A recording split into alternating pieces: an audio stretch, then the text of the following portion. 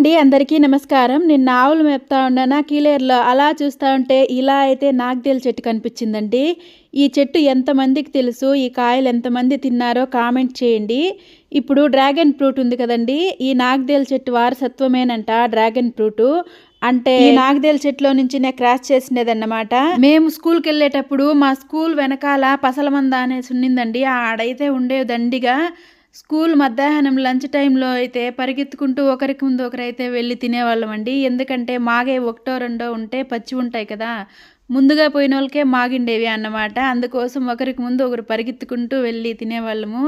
చాలా మంచి తీపి జ్ఞాపకం అయితే నాకు గుర్తొచ్చింది. ఈ నాగదేల పండు తినేదానికంటే కూడా అందులో ఉన్న కలర్ని పెదాలకు పూసుకొని చాలా హ్యాపీగా ఫీల్ అయ్యేవాళ్ళం అండి. పండిన పండును పెరుక్కొని పైన ముళ్ళనంతా ఇలా రాతి మీద దుద్దేసి పైన గొడ్డు ముళ్ళు ఉంటుంది, దాన్ని తీసేసి దాని లోపల ఉన్న కుడుముని గుటుక్కని మింగేయడమే.